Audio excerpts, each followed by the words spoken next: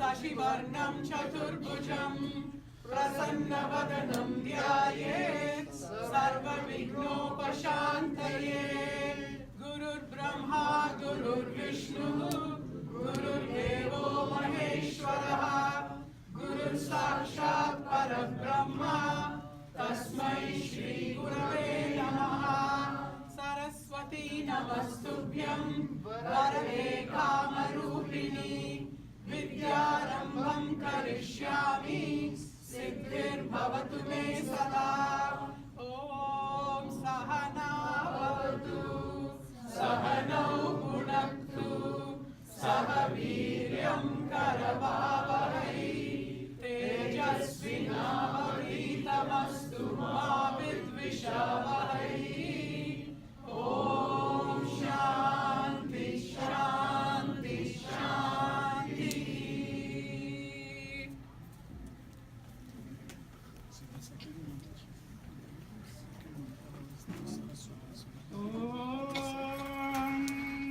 श्री गुरुभ्यो नमः। हरिः ॐ। गणानां त्वा गणपतिं हवामहे कविं कवीनामुपमश्रवस्तमम् ज्येष्ठराजं ब्रह्मणस्पत नः शृण्वन्नोतिभिः सीदसादनम्। ॐ श्री महागणपतये नमः। भद्रं कर्णेभिः शृणुयाम देवाः भद्रं पश्येमाक्षभिर्यजत्राः स्थिरैरङ्गैस्तुष्टुवागं सस्तनूभिः व्यशेम देवहितं यदायुः। स्वस्ति न इन्द्रो वृद्धश्रवाः स्वस्ति नः पूषा विश्ववेदाः स्वस्ति नस्तार्क्ष्यो हरिष्ठनेमिः स्वस्ति नो बृहस्पतिर्दधातु। ॐ शान्ति शान्ति शान्तिः। Our program speakers, please come on to the stage. Please. Dandapani is here. Vartika ji. Vartika ji, please come on the stage.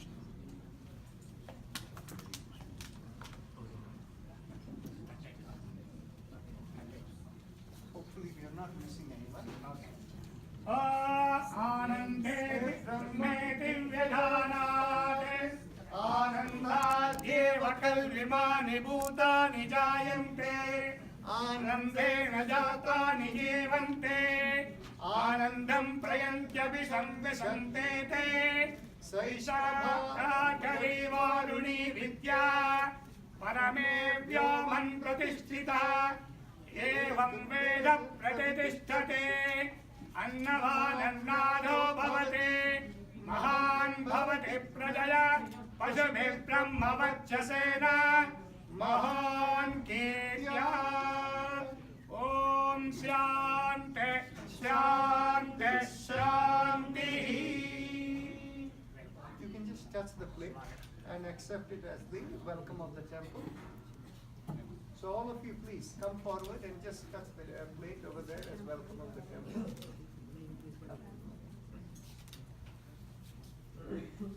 And you can, no, take a seat.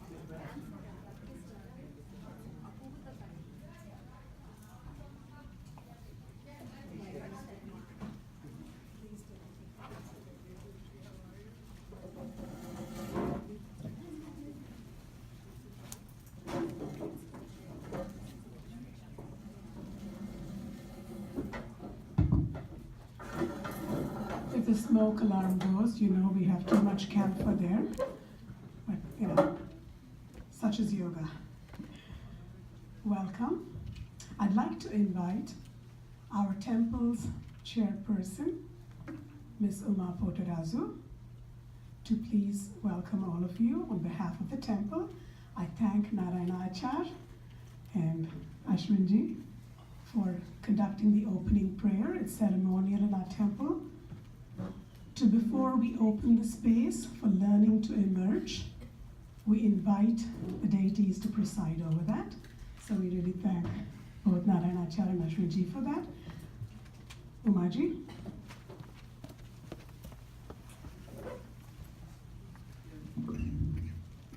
Thank you, Aparna. Namaste and good morning to all of you. Wish you all a very, very happy new year. My name is Uma Poturazu. On behalf of the Board of Trustees, I welcome all of you to the 20th anniversary celebration of yoga at SSVT today. The yoga program was started in January 1998 at SSVT under the guidance of Dr. Rajan Narayan, and it has been continuing since then along with Shrikant Sabri.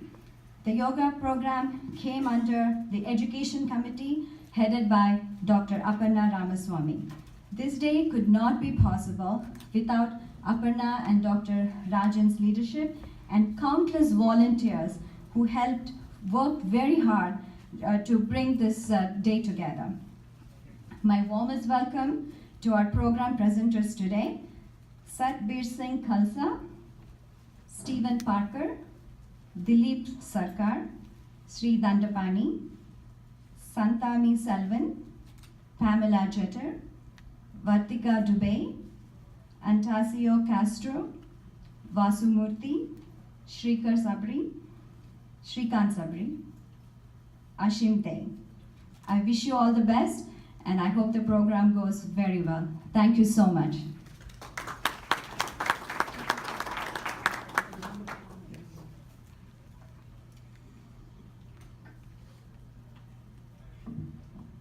Clearly, we're still working out how we're going to do this.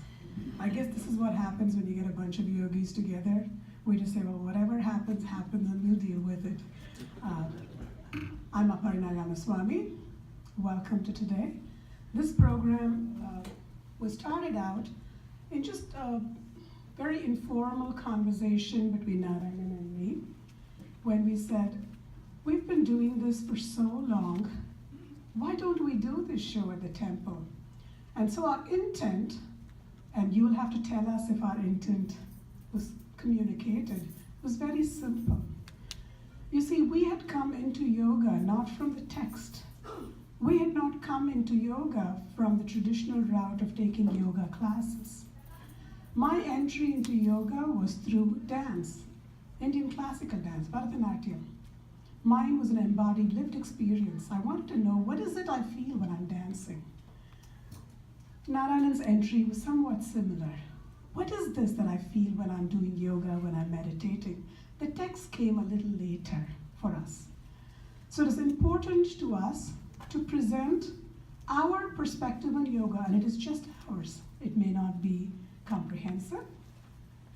It is to highlight the Yoga Sutra as a seminal text of yoga, to answer the question simplistically said, why yoga? Yes, it's got the physical benefits. Yes, you can even have emotional benefits. You can even have spiritual benefits. But is that the reason for yoga? And that's the question of philosophy. And that we wanted to tackle. As independent from any practice, we wanted to situate Yoga Sutra as that text which only talks about the principles, ashtangas of yoga, in 15 lines or so. Doesn't say a single word about practice. So we wanted to include all practices. You see, yoga kind of talks about, and here again I have experts on the stage who may correct me, please. Yoga talks about how to create that yoga, the process of how and the outcome of what. You do yoga to get yoga. What if you're not in yoga? You do yoga. There is nothing but yoga. And everything is yoga, not necessarily the practice. So what happens? What is the science behind it? What is going on within our human body? The neuroscience of the brain. We live in a body, and luckily we just have a couple of hands and legs. A brain if you're lucky. And the mind. So what is it this yoga does for us? What's going on in our body when we're doing this yoga? What is that synchrony? What is that oneness? That's the buzzword that yoga creates for the practitioner. So we talk about the science of yoga and the art of yoga. These ashtangas can be practiced in any number of ways, but not everything is yoga.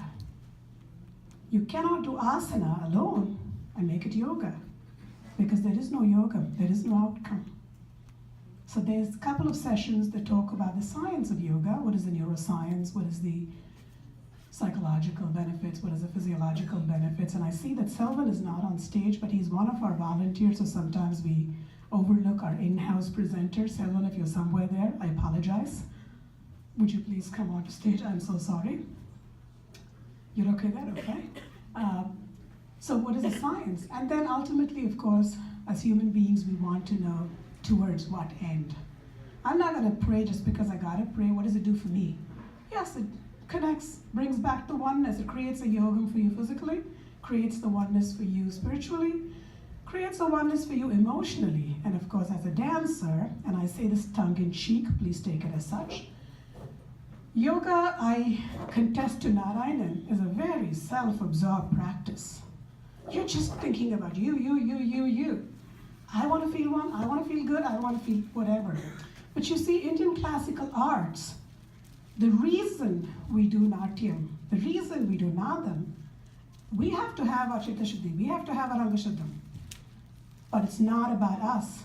Because the reason we dance and the reason we sing is so that you, the audience, who is unable to create that synchrony in your own body, can piggyback on our energy. Because we have the energy of Nadam, we have the visual depiction of our body, of our voice, not too different from what's going on in this minute. We are creating a yogam. We are coming together as one. Om Sahana Bhavatu. Let's join together in this journey. So the evening's presentation of Nada Yogam and Dandiya Ras is the enactment of that oneness. Not for me, I'm doing it only so that you can get it. And that's the unique beauty of Indian classical arts, aka Natyashastram. So I welcome you to our program. That's kind of what's on tap. We have numerous registrants, some of whom may actually come and many who have not registered and may walk in. That's okay, it's all yoga. So bear with us if there's a little bit of friction here and there. Just go into your meditative space. So prior to introducing all of the presenters and even calling on Narayanan to talk about how did yoga come at SSVT, I want to take a minute to honor both our yoga teachers. Shrikant is there. Please come onto the stage, Shrikant.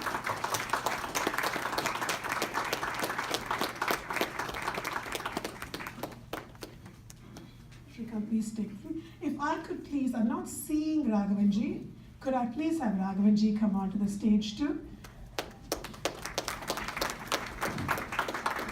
I'm going to move the podium away because I don't need to be here. So Shrikant teaches our Tuesday evening yoga class. A beautiful teacher. He's just battling his bodily ails or flu and whatever is going on. Thank you so much, Shrikant, to be there. And of course, Narayan, why don't you all go further down? We have Prabhakar, who's our Vice President, honoring Narayanan.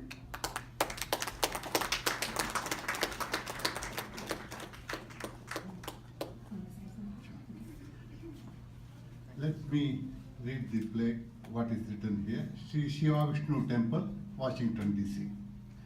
In recognition of your dedication and vision, 20 years of teaching yoga at SSVT, Dr. Rajan Narayanan, January 30, 2018.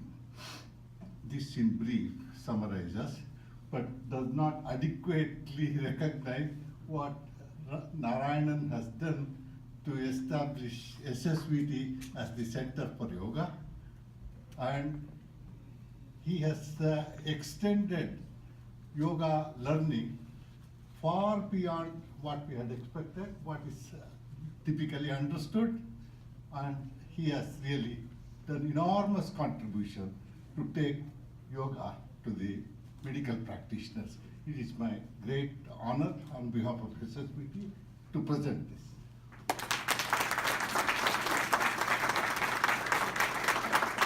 Raghavanji was the chairperson of the temple at the time that yoga and education were taking roots more than a decade ago. I invite Narayanan, Dr. Rajan. Some of you know him as Rajan. I know him as Narayanan, he goes by everything. So please. Thank you very much. All of this honoring is something which we begin with our guests over here.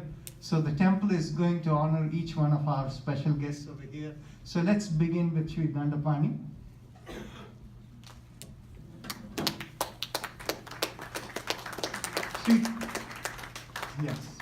Sri Dandapani is a Hindu priest by training, previously a person who was an electronics engineer, and from there on he found that this was his passion, and now he works as an advisor to many corporate folks in New York. Now, the next Vartika ji, Dr. Vartika Dubey is the president of Kaivalya Dham, USA, and she has come from Endicott in New York.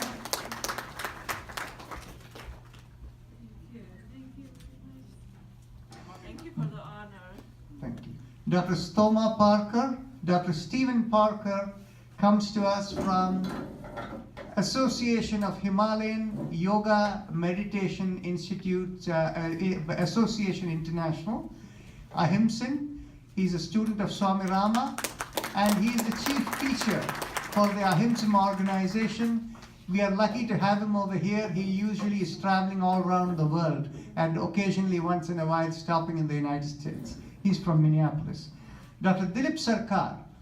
Dr. Dilip Sarkar is the chairman of Life in Yoga Institute, and he has been working very closely with me in establishing the continuing medical education in the United States. And he is also the president of the International Association of Yoga Therapists. And this is a body around the country that is trying to establish standards of how to bring it into medical education and medical practice. Dr. Sarkar.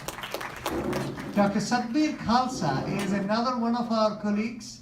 He comes from Harvard Medical School, and he is one of the top researchers with respect to yoga therapy in the country. He is also one of our continuing medical education faculty who has helped to bring medical education. Now, Dr. Pamela Jeters, she is a researcher in yoga.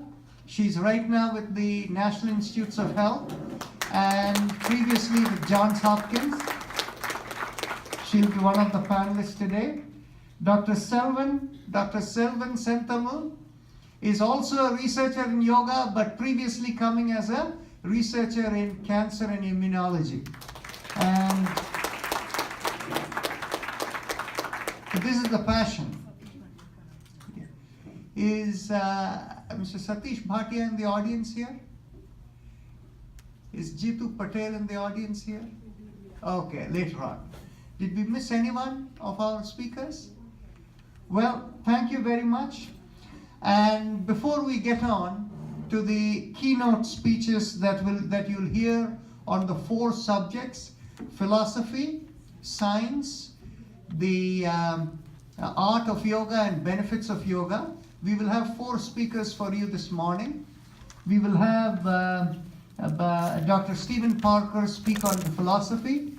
We will have Dr. Satbir Khalsa speak on the science of yoga. We will have Dr. Sri Dandapani ji speak on the art of yoga. And lastly, we will have Dr. Sarkar speak on the benefits of yoga. Now, we have only that much time. We would have loved to hear from all of them, so on these 4 subjects. Now, before we get to that, I want to spend a few minutes over here to tell you where we have gotten. Today is very, very unusual in the sense in this occasion over here, yesterday we received a note from the Prime Minister of India, essentially sending his best wishes for this event today. Something which was quite unexpected. You'll see that displayed over there in front. The second thing which is very interesting over here today is the two organizations which have the largest membership on yoga and in registration of yoga teachers and practitioners and all of that. Both the organizations are represented here by their presidents. We had, of course, Dr. Dilip Sarkar is the president of the International Association of Yoga Therapists, but we have an unexpected visitor. We have David Lipsius, who is the president of Yoga Alliance, who is here. David, would you like to stand up, please?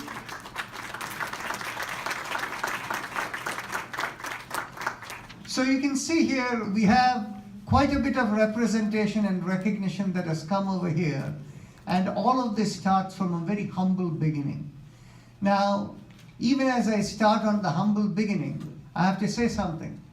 The experience of yoga is different from the academic understanding of yoga. Now, all the people who are seated over here, and everybody you will hear from, is a person who has experienced yoga. However, when it comes to the academic understanding of yoga, you need to go into certain root documents. Now, each person over here comes from a person, from an area that their particular field. For instance, Dr. Stoma Parker, Dr. Stephen Parker, when he speaks on the on the philosophy of yoga, he will go to the roots of yoga, which is the Yoga Sutras of Patanjali. When we have Sadhbir Khalsa talk about the science of yoga, he will go straight to science as we understand today. There's measured science, physiology or psychology, whatever has been tested, that's what he's going to speak on today. When it comes to the art of yoga, Sri Dandapani ji will speak about the experience of how he experienced yoga. And then lastly, when it comes to benefits of yoga, you'll find Dr. Sarkar will speak about the benefits of yoga, and he comes from personal experience. This is the book that he has written, Yoga Therapy, Ayurveda and Western Medicine, A Healthy Convergence. So he himself has been somebody coming as a physician, a vascular surgeon. He has experienced how he could reverse or what benefits he got from yoga, and I'll leave it him to tell you more about it.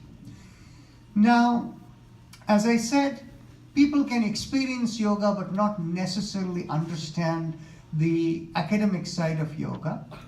So when we have, as I go along telling you how we began here, I'll tell you where we came from. This little room behind the stage over here is where all the yoga began in 1998. It started with Swami Bua, and some of you may know Swami Bua. He was reputed to have been 115 years old for many, many years. And only later on we discovered when he came here he was 84 years old, and when he passed away he was 89. So in any case, he was the one who came over here, and he taught us, for 2 weeks, every day in the morning, he would go through a Hatha Yoga practice that he had learned. And where did he learn from? He learned it from Swami Kuvalayananda of Kaivalya Yoga Institute. So he was the one who came and started it over here. And actually in Kaivalya, that is where his name was Venkat Subramaniam. He was given the title Venkat Subramaniam Bua, and that's how he came over here. Any case, so when he left from here, we had, is Shivacharan over here? Shivacharan is somewhere else, okay. So Shivacharan, one of the trustees of the temple, and I think we are the only two remaining people over here who attended those beginning sessions. And from there, once Swami Bua left, to continue the practice to go along, we ended up beginning the practice from January 1998, and has continued all the way, so that's why we are celebrating this 20th anniversary.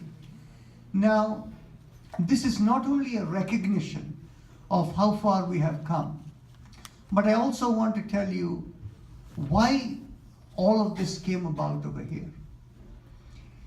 Roughly around, many people who are here, you have probably been exposed to yoga as something that is good for your health, physical benefits. How many of you have read this book called Autobiography of a Yogi? Show of hands. Very nice, many of you. How many of you have read this book called Living with Himalayan Masters? Very much fewer set of people, okay? Now, those of you who have read Autobiography of a Yogi, you hear about things that go beyond the physical domain. You know, people think of something, something happens. But once you read the book Living with Himalayan Masters, you will begin to see it goes even further beyond. Can you imagine a Swamiji up in the Himalayas going with people, and he sees an avalanche coming, and he tells the avalanche to stop, and the avalanche stops. People all get away, and after they have gotten, the avalanche continues. Have you ever heard of such a thing? Now, the thing is, you see, we have yogis over here, right within this room, who have those kinds of capabilities, but they won't talk about it. Okay? Now, this element of what we are talking about is what we wanted to bring across in our yoga practice that came along. That yoga is essentially spiritual. Now, in getting to this, when we started our program over here in around 2005, we had a bunch of young people coming together. And these young people had started having these experiences beyond. And they said, they would once in a while, we would get a Yoga Alliance certified yoga teacher who would come in over here. And these people will look at them and say, we don't see any yoga in them. What is yoga? It is the purification of the channels within them. And these people who can see beyond, they look at anyone, they know what is their level of realization. And this is what led people to say, we need an organization to certify people, and that is how this came along. Now, of course, I hope there are enough trustees over here of the temple listening. I have been told by Aparna that I shouldn't bring up Life in Yoga Foundation or Life in Yoga Institute over here. However, I want everybody to know Life in Yoga Foundation and Life in Yoga Trust Institute they are children of SSVT. As children of SSVT, it is the tradition of SSVT where all of this has come along. So we cannot think of it as different. Now, the other thing I want to point out is, I understand. So the other thing that I wanted to point out is that within this system that has come about over here, we have not only gone into medical science, but we have created a model, and this will be the first academic paper that even dares to put it on paper, a peer-reviewed PubMed journal that talks about the unified system of medicine that comes out of yoga. So this is it'll be published in May. It has already been approved. So it is called Bioenergy and its implication for yoga therapy. Now, having gone this far now, I hope all of you have taken a registration packet with the book that is in there, and you will see over there a lot of small 2-page articles that talk about yoga. Now, our goal in getting everything in SSVT that has happened is to overcome the disinformation that is there in the yoga place. The disinformation, thinking of it first as the physical body. Now, you will also find that even within centuries of yoga, how much disinformation has taken place. How many of you think yoga requires celibacy? Brahmacharya means celibacy. Can you raise your hand? Nobody here thinks brahmacharya is celibacy. You're all highly educated. Actually, you will still come across people who will say brahmacharya is celibacy. And today, pretty much all yoga and top yoga institutions know that brahmacharya means curiosity to know. To Brahma is all of existence. Chara means to move in. To explore all of existence is what brahmacharya is all about. And this is what you experience. The same kind of disinformation. Now what happens is, where did this come from? This came from rather the Buddhist side, where the monasticism came into the Hindu tradition. So they started practicing celibacy and people started saying this is how it is. Now similarly, many people will talk about the 4 yogas, Raja Yoga, Bhakti Yoga, Karma Yoga, Jnana Yoga, and all of this largely came from the interpretation of Bhagavad Gita by Swami Vivekananda. Now he wears a saffron robe and people have been listening. And what it is anybody who says they practice Raja Yoga and they call it the kingly yoga are completely mistaken. And you will find within our document, there are a couple of people who have stated it, Raja Yoga as kingly yoga. It's completely wrong. The Raja Yoga comes from the word Raja. Raja means Shakti or energy. And the play of Shakti is what Raja Yoga is all about. So the Yoga Sutras of Patanjali is considered the book of Raja Yoga. Essentially it means it covers all aspects of yoga. Bhakti Yoga is there in the Yoga Sutras of Patanjali. There is Karma Yoga in there. There is Jnana Yoga in there. And all of them are represented, all aspects of yoga. So with this as a thought for you, I'm going to ask Dr. Stephen Parker to come and talk about the philosophy of yoga.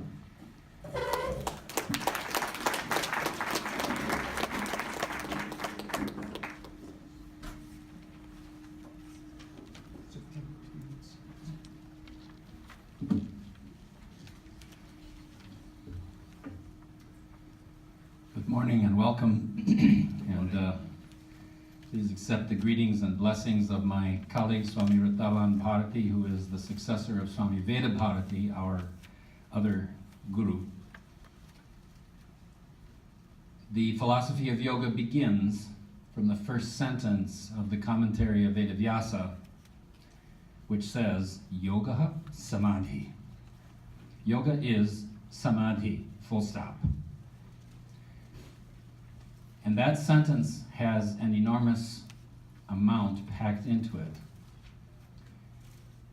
In terms of the introduction that Rajanji has given, I think it's not overstating things to say that the realization of samadhi in yoga is the fulfillment of the prime motivation for human life, which is self-realization, which is the realization of the quality of absolute being that holds us all in a single mind field, even though we don't feel it that way in our current embodied state, in our state where we are constantly looking outwards, bahirmukha, into the world. And so yoga is a way to begin to reverse that trend, to begin to become antarmukha, to begin to look inwards. And to do that through the practice of mindful awareness. And I think if you're going to give a 10-minute talk on the philosophy of yoga, the thing to focus on is mindfulness, mindful awareness, smriti in the yoga tradition, sati in the Buddhist tradition. Every tradition has some word for this.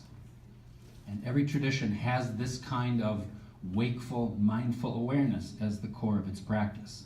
And so really, the practice of yoga is very simple in the sense that it is the cultivation of mindfulness in every aspect of our life. The cultivation of mindfulness in our relationships is yama. In relationship to ourselves, niyama. In relationship to the life of the body, asana. In relationship to our living within the matrix of subtle energies, pranayama. And then once all of those aspects of our life have been clarified, purified, and our mind field stabilized, then the mind can really concentrate and go into those deep states of meditation. lately, after the perspective of more than 40 years of practice, it's very clear to me that the first several decades of our practice of yoga is primarily about that process of emotional purification, of making the mind feel clear and pleasant and stable so that it has the ability to concentrate. And when you do that, when you take the time to really do the preparation, then you sit down in your meditation and your mind naturally turns inwards. People think of the process of pratyahara in yoga as a gradual process. It's not. It's a sudden flipping of the mind inwards, a sudden disconnection of the mind from all of the sensory pathways. So there's nothing for the mind to become a monkey about at that point. And if you really do the work of stabilizing your mind field, the processes of concentration that begin in meditation at that point just flow automatically. And I think anyone who has been meditating for some years, at some point, has had the experience of sitting down and experiencing a moment of grace where that natural flow of concentration begins to go. And it's just easy, and it's beautiful, and it's full of joy. And the fulfillment of that kind of joy is really, I think, the end of human life, the goal of human life. It is the ananda of Brahman, it is the perfection of that sense of joyfulness.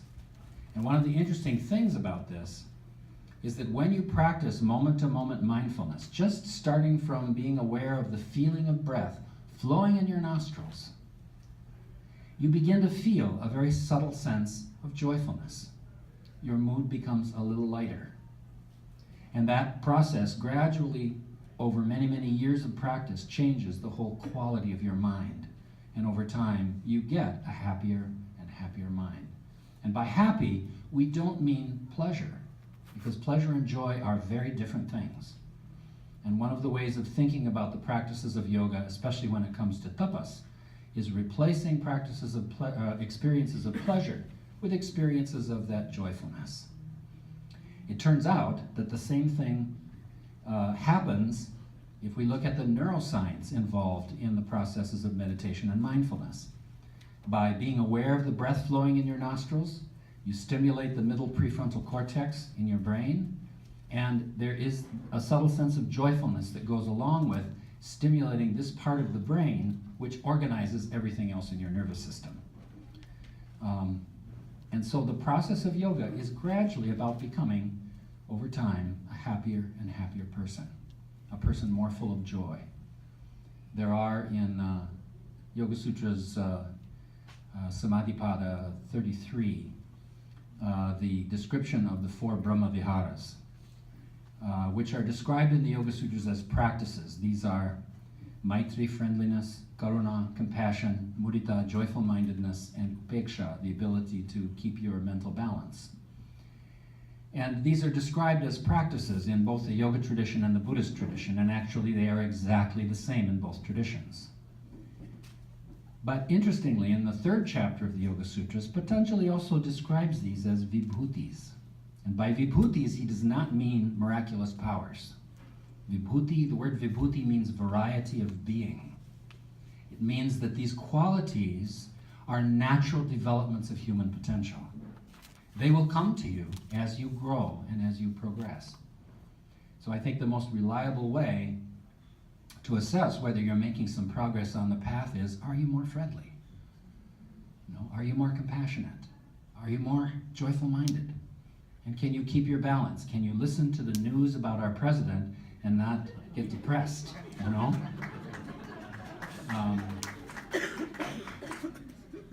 Basically, it boils down to becoming a more loving person. It's about the growth of love, because that goes along with all of those qualities that grow in us as we become gradually more and more deeply mindful of our life.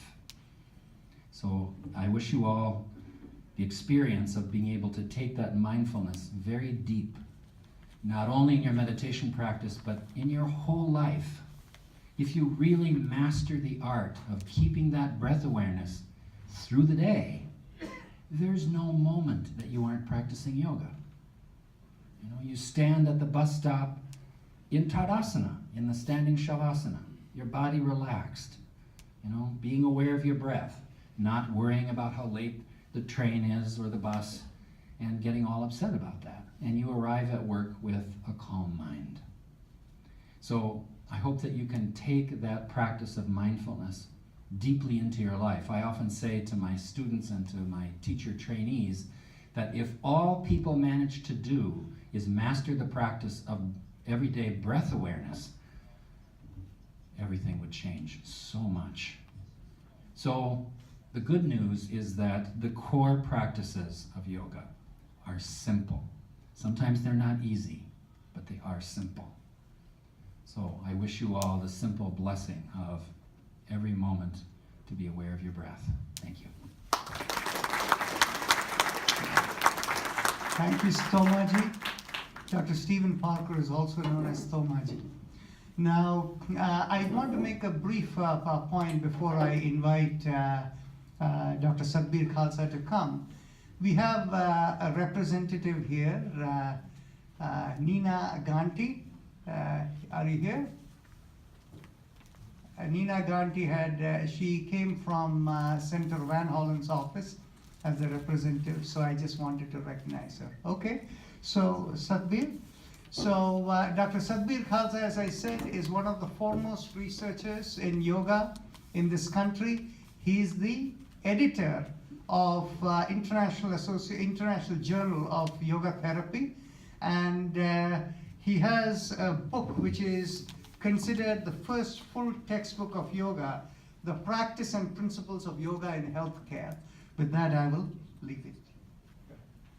Thank you, Rajan. So I want to talk a little bit about biomedical research on yoga.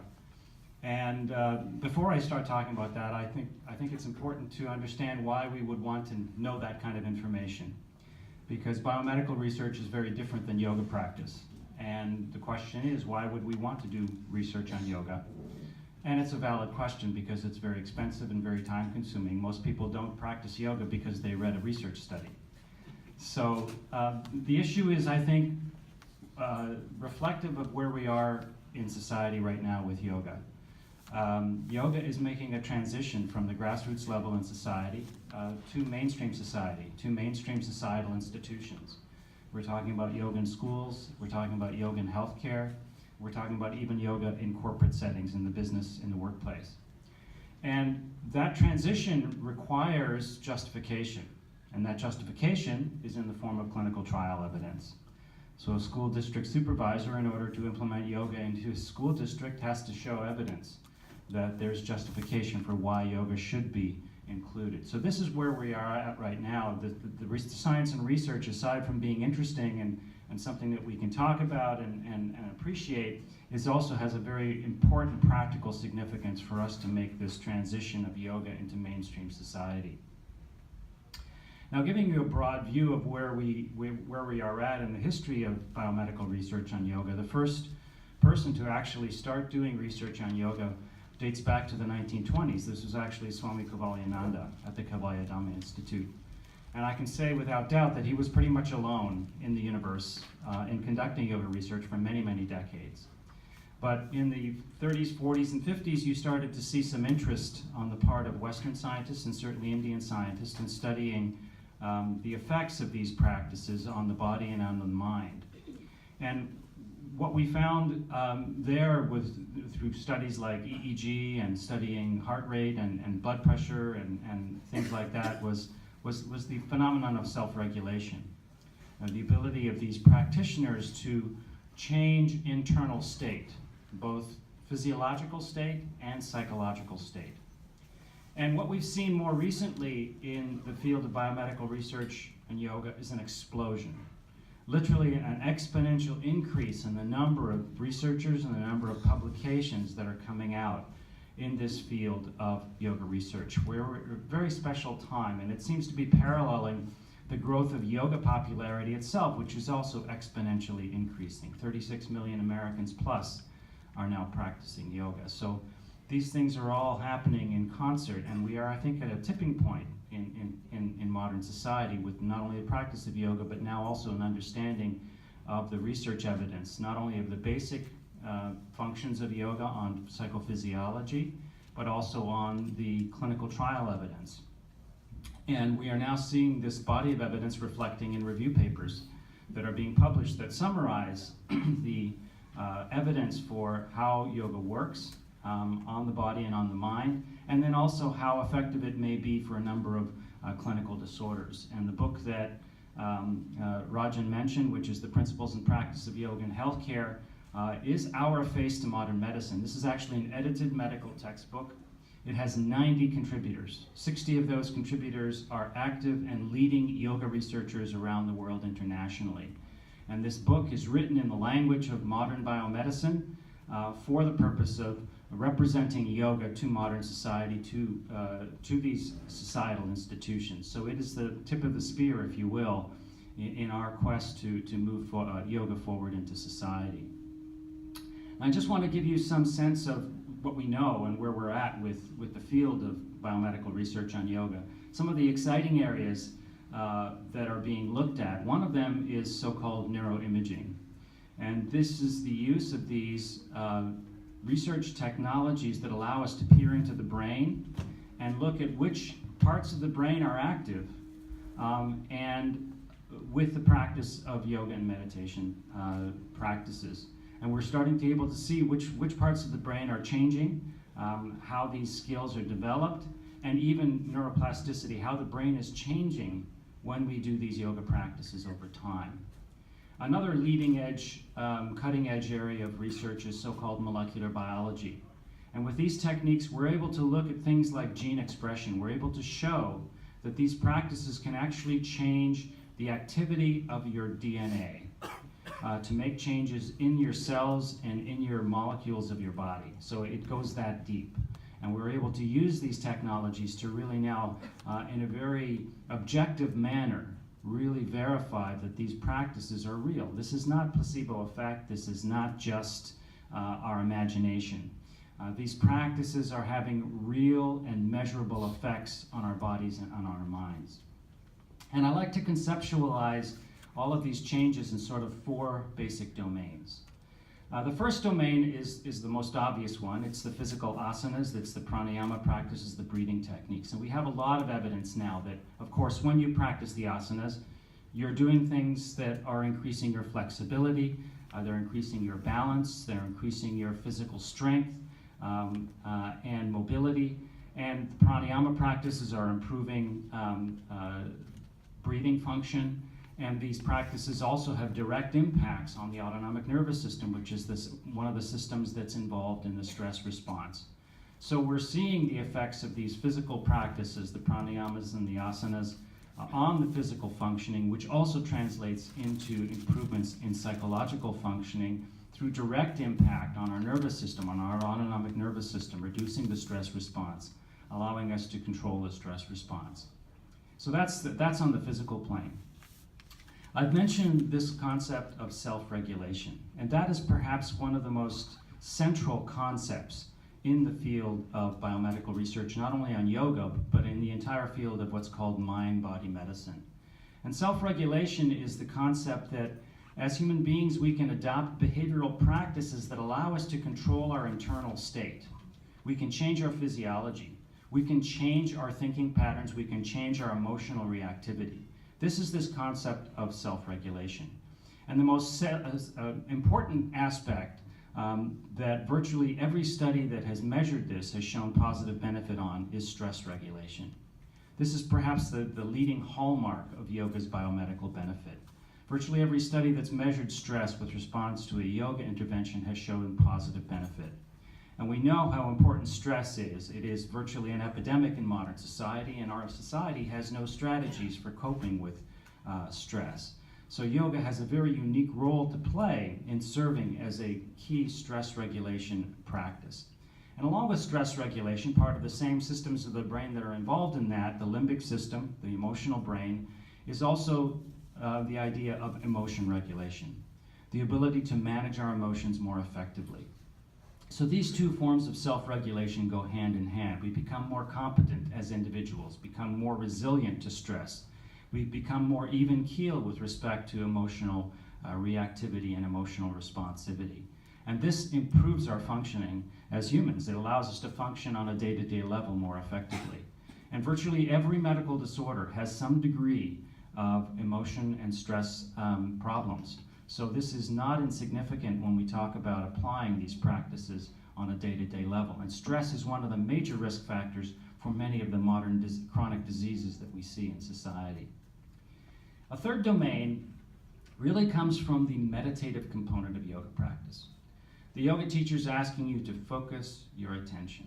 What does that mean? When you focus your attention, you are engaging the attention networks in the prefrontal cortex, the executive brain. And that allows you to then exert more control over your thought processes. It's a form of mental self-regulation. This whole idea of when your mind is wandering, you now are capable of focusing your mind. And the problem with mind wandering excessively is that a lot of that content is negative in tone. It's very stressful, it's emotional, it's usually survival related. You're worrying about how you're going to survive the next day. You're thinking about those processes. And when you do that excessively, you end up with risk factors for mood disturbance.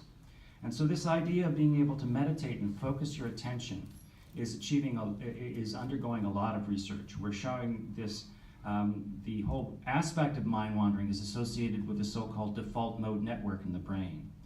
And we're seeing that long-term meditators, long-term yoga practitioners are less at risk for developing a mood disturbance. And so this whole idea of focusing attention is very key. Not only are you controlling the stress and emotion response through this practice of the meditative component, you are also increasing mind-body awareness, which is also called mindfulness. And this is very, very important in modern society. Many of us in modern society are really very much unaware of what's going on in our bodies and our minds. And if you're unaware of what's going on, how can you possibly make a change for the positive? So this increase in mind-body awareness is actually the first phase in allowing us to achieve this form of self-regulation. And in a society where we are now burdened with this epidemic of so-called lifestyle disease, which is based upon negative health behaviors, things like low levels of physical activity, poor dietary choices, excessive alcohol consumption, other aberrant behaviors like smoking. These can be drastically modified by increasing mind-body awareness. Because the more you are aware of your body, the more you are aware of the consequences of your actions. And this works both in positive and negative ways. The positive way is that you go to, you increase your mind-body awareness through a yoga class, and then you go out and you walk or you exercise and you say to yourself, wow, that felt really good. I don't recall it feeling that good before I started practicing yoga. That's evidence of your increased mind-body awareness, which leads you to gravitate towards healthy behaviors. And on the same level, you smoke a cigarette and you say, wow, my God, that felt awful. I never noticed that before I practiced yoga, because now you're more aware of the negative consequences of that negative behavior. So this increase in mind-body awareness is critical in modern society for allowing us to cope with these risk factors of this epidemic of chronic lifestyle diseases. And then the final component that I want to discuss really relates very much to what Dr. Parker was just talking about. And this is what I would call sort of the spiritual component of yoga practice. And many people have argued, well, you can't possibly measure that. That's so deep and profound. But I don't think that's true. I think we can measure these experiences. And what we're talking about is this unitive state of consciousness, what's been called the mystical experience. This experience of unity, a sense of flow, a sense of peace, harmony. And this is measurable. And I believe that it's actually a brain experience. There's a part of the brain that is triggered that leads to this deep, profound spiritual experience. And I think that with continued regular yoga practice, practitioners do experience this kind of a change. People will actually say, yoga changed my life. It's a very profound statement when somebody says, yoga changed my life. And what they're really referring to is the change that comes from these experiences of these unitive states. And they don't have to be, you don't have to be an hour-long samadhi experience. This can happen over half a second. And when people experience this for the first time, it is eye-opening. It's like a new universe has opened up. And once you've experienced that kind of a deep spiritual change, you can't go back. And it's life-changing. And so people who practice yoga and meditation over the long term undergo this deep change in meaning and purpose, life purpose and meaning, which is really very important because our society right now is desperately in need in that. Most people's life goals are very materialistic, and we know that that does not ultimately lead to happiness and satisfaction in life. So these types of experiences are measurable. There are very few studies, but there are studies that have actually measured this. There's actually a questionnaire that can measure the mystical experience because there are characteristics to that experience. There's a questionnaire that can measure the flow state. So this aspect of yoga, although very profound, is definitely measurable. So all of these realms, all of these four components of yoga practice are under active research. And it's a very, very exciting time in the field of yoga research because we're seeing so many people attracted to this area and so many, many more publications. And ultimately, this is going to make a difference for us as a society as we see these studies serving as the justification for the implementation of yoga society-wide. Thank you. Thank you, Sadhbir. And those of you who heard him, he gave you in a nutshell. On February 18th, he's coming back, and it's a day-long course as Yoga as Medicine for physicians who can get CME. And for non-physicians, they are welcome to come. It's called Scientific Understanding of Yoga, and you will find that within your packet, right over there. So now I will call upon Sri Dandapani ji to come and talk about the art of yoga and his experience.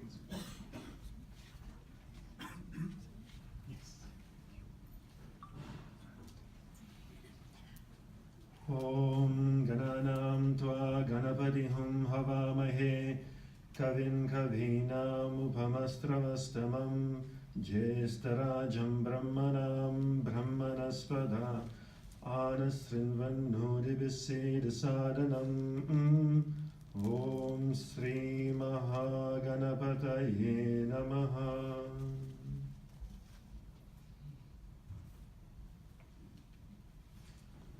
Well, good morning, everyone, and thank you, SSVT Temple, for inviting me back again.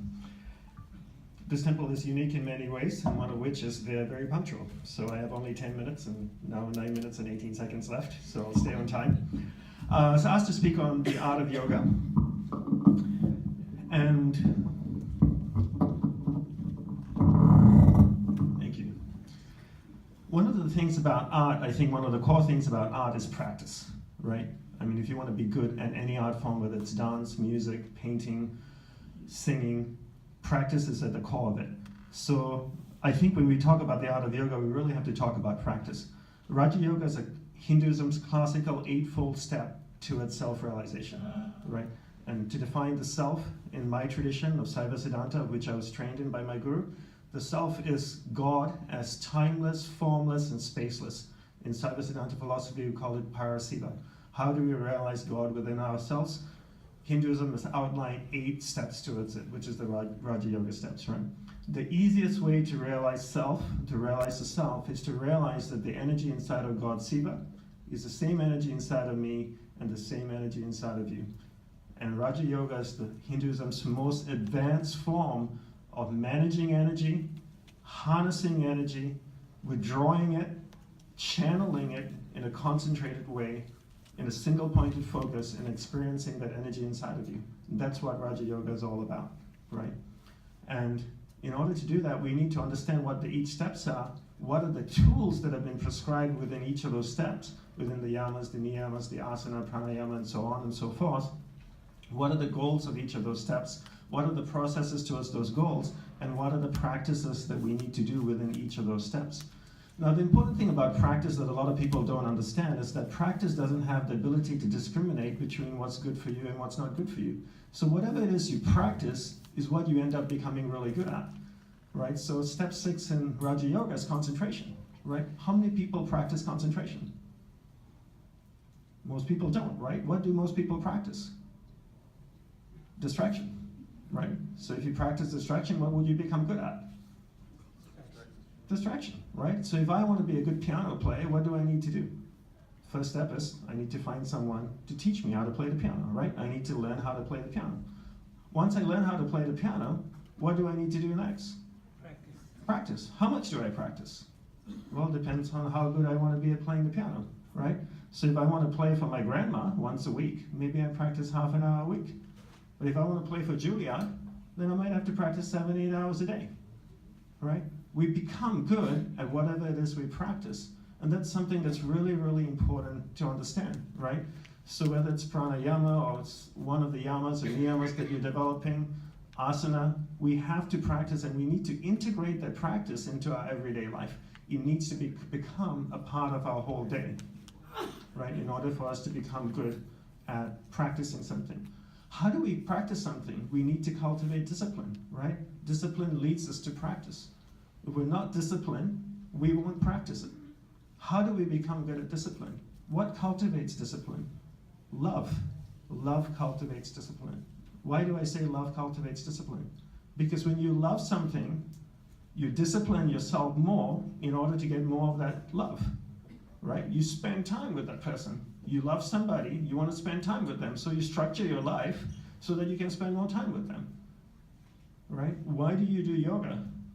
Because you want to experience God inside of you. And once you experience God inside of you and you feel that love inside of you, or outside of you in the temple, in the shrine, then you discipline your life so that you can experience more of that love, right? How do you experience more of that love? You need to get an understanding. You need to learn. You need to understand what God is, right? You need to get a clear philosophical understanding of what God is. You need to get first, initially, a clear intellectual understanding of what, let me see if I'm staying on time. You need to get a clear intellectual understanding of what God is. And once you can understand that, right, then you can start to cultivate that love. How do you cultivate that love? By investing time, right? If you want to get to know someone, what do you need to do? Spend time with them, right? If you don't spend time with that person, how would you get to know them? If I wanted to get to know Dr. Narayan, I have to spend time with him. Maybe once a week I get together for chai or a glass of beer, depending on what he drinks, you know, and I spend time with him. If I spend an hour with him once a week, after a year, I would get to know him really well, right? But if I don't spend time with him, I won't get to know him. You want to experience God inside of you, you need to begin to spend time with them. Sit at home in your shrine. Sit down with Ganesha, sit down with your deity, and spend time. Commit time to getting to know the deity. Because once you get to know the deity and you can start to experience the energy that's coming out of the deity, you'll start to feel the love. Once you start to feel the love, you'll want to discipline yourself more in order to get more of that love, right? And that's when you start cultivating the practice. But love, understanding leads to love leads to discipline, and discipline then leads to practice. And the important thing about practice, you have to approach practice wisely, right? You start in tiny incremental steps. So everybody gets excited at New Year's Day, right? Everybody has New Year's resolutions and they want to do all kinds of crazy things. People come up to me and say, hey, Dandapani, I want to start meditating now every day. It's New Year, this year I'm going to meditate every day for half an hour a day. My first question to them is, do you meditate at all? And they go, no. I said, well, good luck trying to meditate half an hour every day. You're not going to be able to do it, right? It's like going to the gym. If I go to the gym and I bench press 20 pounds every day for 2 weeks, after 2 weeks, do I go from 20 pounds to 120 pounds? What do I go to? Maybe 25, right? I add a couple extra small weights onto it. So you need to approach your practice in the same way as well. So if you're doing yoga and you have never practiced asana, for example, then maybe do it for 5-10 minutes or go to a class. If you've never done meditation, then do meditation for 3-4 minutes and then build on it. Do it for 3 minutes for a couple of weeks, and then after a couple of weeks, add another minute to it. Right? And then add another minute, and then add another minute, and slowly build in tiny incremental steps. We need to approach yoga in a very systematic, practical way. There needs to be clear steps outlined with a clearly defined goal, right? Because this is how we approach all of life. If you look at the mundane things in everyday life, there are processes and there are goals defined, and we take incremental steps to it. So we need, in order to cultivate a deeper spiritual life, we need to look at this art form in a very practical way, right? Outline steps, define a goal, and approach it in small, tiny, incremental steps, and that's how you can actually build and become better at things. But at the core of it, what is the greatest impetus for doing yoga, for practicing yoga and developing this art? For me, the greatest impetus, for me, is the experience of God, which I feel is a beautiful experience, and that's what drives me to practice every day. But the other experience, if you have not felt that experience of God, then I would say is that life is finite, that you only have one life. And this beautiful Raja Yoga system that's been given in Hinduism helps us to live a much more joyous life. And if you can actually follow the guidelines that have been outlined in each of these steps, you end up living a much more beautiful life. You have to realize that you only have one life. Whether you believe in reincarnation or not, and I do believe in reincarnation, but I know I have one life as Dandapani, who knows, I might be in my next life. I could be a 6-foot tall girl with blonde hair named Sally, right? But I have one life as Dandapani in this life, and I want it to be an amazing life. And because I want it to be an amazing life, I need to be really clear, right, what my purpose in life is. And my purpose in life is self-realization. And Raja Yoga outlines a very clear systematic step towards self-realization, right? So you have to understand it first, then that understanding starts to develop love, the love develops discipline, and then the discipline leads to practice. Consistent practice throughout the day. Bring yoga into your everyday life, into every part of your life, all the aspects of it, and then you can start to begin to live it and experience it. Okay, thank you very much, everybody. Thank you, Dhanapani-ji, for that very inspiring way of explaining how one experiences yoga. The Yoga Sutras of Patanjali covers many things besides the system of yoga. But the conclusive aspect of it is each one of us is born for a special purpose. To realize that and fulfilling it is you're fulfilling your own dharma. And I make this point over here because yoga at this temple is from a focus of dharma education. So I wanted to make that point. Now, Dr. Dilip Sarkar, and I've said all about him, so please take it.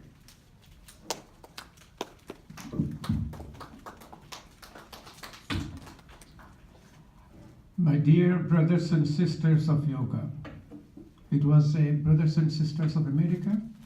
The first word came out from the first yogi who brought yoga to this country. Guess what? He uttered that word on September 11, 1893, 108 years before our 9/11. So I'm putting a seed in your mind, think about it. Something is going on in the yoga community. The benefits of yoga. We teach a CME program called Continuing Medical Education. The first one approved by Accreditation Council for Continuing Medical Education, doing it for 7 years. Rajan introduces the philosophy. Sadbir introduces the research.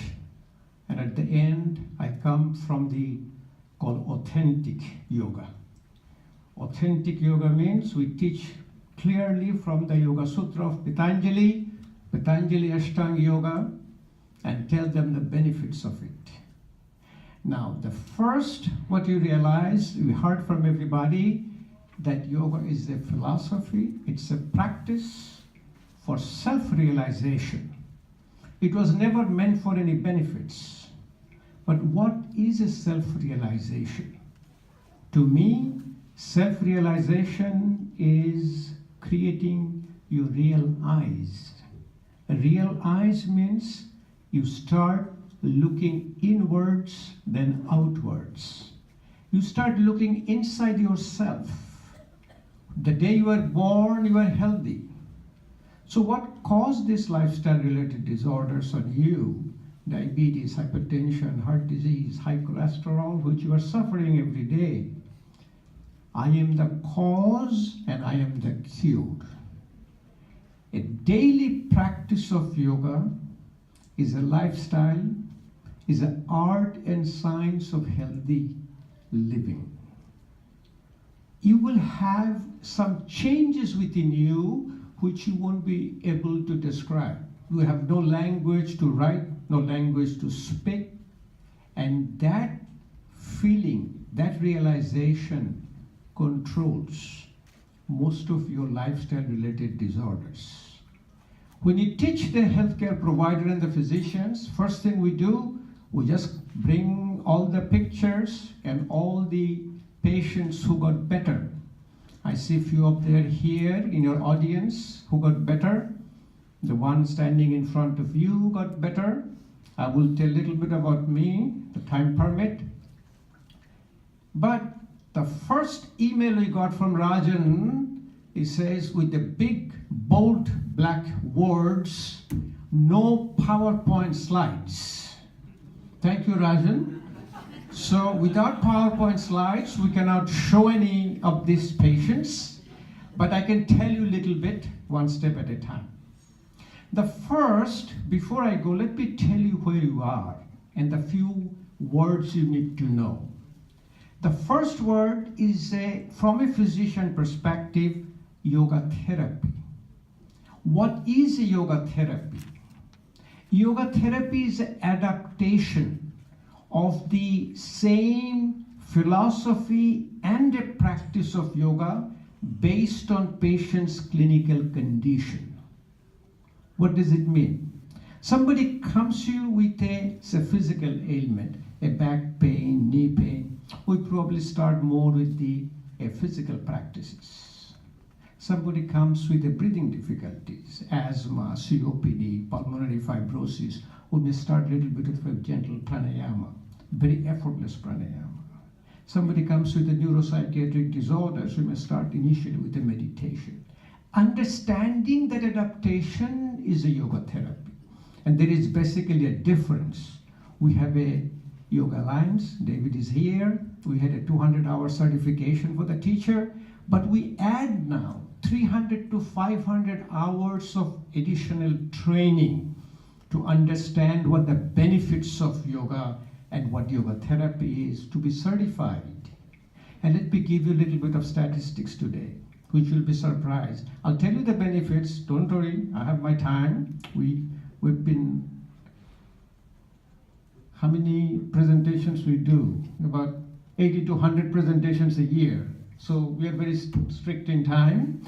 So the first, we started a certification process for the yoga therapist. Today, we have a grandparenting process. Over 4,000 people got certified, including Rajan, myself, Stephen. Who else is here? Anybody here? No? How many, anybody in the audience?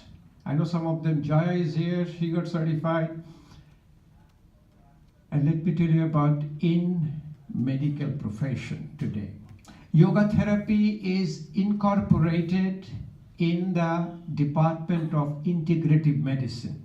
Integrative medicine means integration of the science of medicine with the wisdom of yoga. 15 years back, 3 out of 140 medical schools had a department of integrative medicine. Today, 100 medical schools have a department of integrative medicine. 65 of them have a training program. 25 of them have a training program which certifies a physician to be certified by American Board of Integrative Medicine. They started the board exam in 2014. Now you as a patient, you can select and find a integrative medicine physician. So the benefits of yoga, the way we teach to the physician first, you know what, you are a physician, what did you learn? You learned anatomy, looking at the dead body. You learned physiology, looking at the function of the human being. But you know, this body has a mind. This body has an intellect. This body has a bliss. Manomaya kosha, Vijnanomaya kosha, Anandamaya kosha. Now, all the root cause of disease is the Manomaya kosha. As you heard from Sadhbir, you heard from others, that the effect of yoga is at the limbic system. That is called your emotional brain. There are 2 nuclei called amygdala and hippocampus. Amygdala responds to fear, hippocampus to your memory. It sends a signal back to your hypothalamus for homeostasis.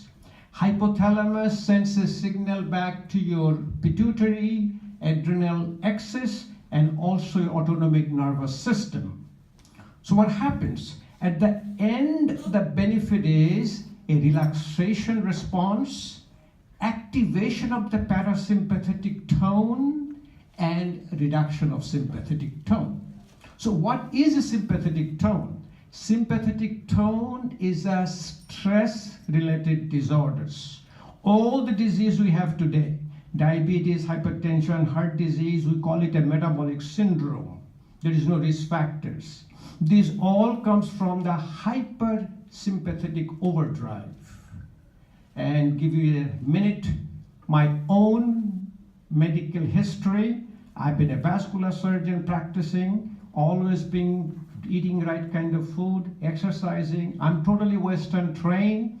About, what was my count? About 17 years back, I had open heart surgery and had significant triple vessel disease. But all the doctors gave up on me. My blood pressure is normal, blood sugar is normal, my cholesterol is normal, but what caused it? We figured it out. Probably it is called your global sympathetic overdrive. And they asked me not to go back to work. Good thing I met Rajan, probably Aparna, probably SSVT at the time. And guess what? Within 4 years, I had a little defect in called myocardial perfusion scan, area of called ischemic area, which started to clear up. Within 4 years, I'm off medication. Today, I'm standing in front of you. I'm like Energizer battery. Wake up 4 o'clock in the morning. I do about 2 to 3 hours of practice of yoga every single day. Doesn't matter. I'm in a train, I'm in a plane, anywhere. But I'm enjoying a good quality life and medication-free, disease-free, enjoyable life. So basic benefit today in yoga is a global. It is not reductionist like Western medicine. And for that reason, I wrote the book, Yoga Therapy, Ayurveda and Western Medicine. Then a subtitle I put down, A Healthy Convergence. So at the last 1 more minute, if I can tell you what exact benefit is, Rajan will talk to you all the time, that our body and mind, if you can do a metaphorically today, is body is like a hardware, like a computer, mind is a software. The software, if you can control the software, hardware will get fixed. The software gets the bugs. And when you get the bugs, you get the software updates or the patches. I have the iPhone, I get all the time, How's that, iOS 11.2 or 3, something coming up? So a daily practice of yoga is a software updates. It fixes your software, fixes your mind, fixes your manomaya kosha, so the pranamaya kosha and annamaya kosha is fixed. Thank you for giving me that privilege to talk to you. Please come to our class, or to conferences. We'll tell you the benefits, what is line by line, letter by letter, all for you. Thank you. Thank you, Dilip. Dr. Sarkar gave you, in a nutshell, the benefits of yoga that most of you are looking for. That is health, right? Now, one of the things, once we get into the benefits for panel discussion, you will realize that the benefits transcend the individual into the entire society, the entire environment. So whether it is yoga in schools, yoga in prisons, or whatever else, all of this will be part of that discussion. And at this time, I would like to make a special note of 2 people who have made this event possible. Actually, as you heard, Uma Potarazu, the chairperson of this temple, she told us that there are a number of people who work towards it. Some 40, 50 people have been involved in making this happen. But there are two people who are very, very special. And but for those two people, if we would have had, this would not have moved forward. That one person is Aparna Ramaswamy, and the other person is actually the chairperson, Uma Poturazu. In fact, what happened was, even though this thought I shared with Aparna, soon after that time, she had to be away from the country for a period of a month or two, where things, fell this thing. But again, Uma was the one who, between the two of them, they picked it all up and made it happen. And throughout the planning of this process, Uma has always been on the back to say, how can we help you to make this successful? So please give both of them a big hand. Thank you.